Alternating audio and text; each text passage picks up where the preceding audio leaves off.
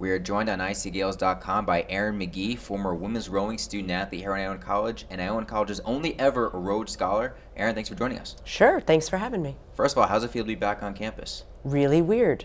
Really good, but really weird. It's amazing, the changes on the campus. It's beautiful. What's the biggest change you saw when driving up the driveway? I liked the library.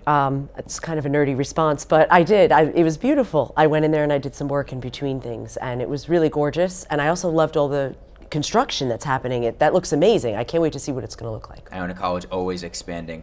Yep. Let's take a trip back to the time you were a student athlete here at Iona College. You graduated in '99. What inspired you to join the rowing program as a student athlete?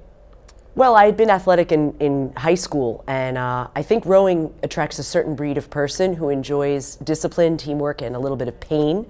I ran cross country among other sports in high school, and I think cross country is probably the sport that's closest to rowing.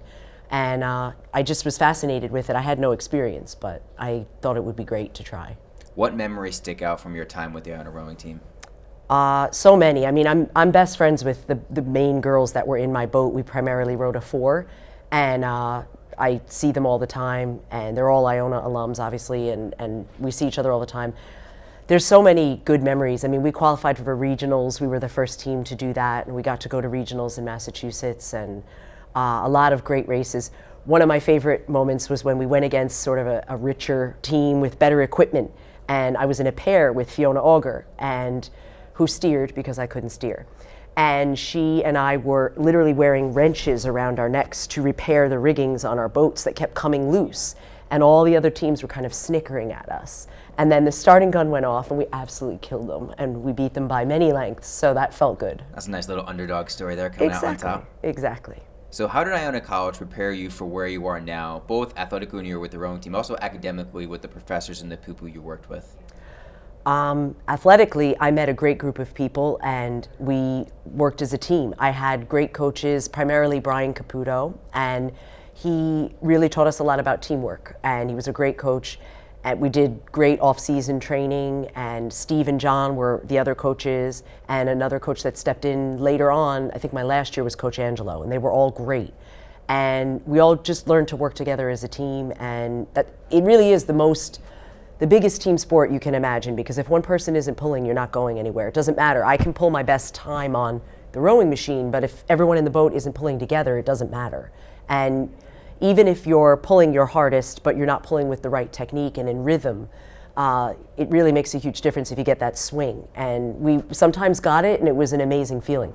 Academically, I was challenged. I was given every kind of opportunity. I was encouraged. And I think there's something special about Iona and the people at Iona. I think that they tend to be just good people and humble and open to new experiences and creative. And I think when you get a critical mass of that type of person together, great things can happen.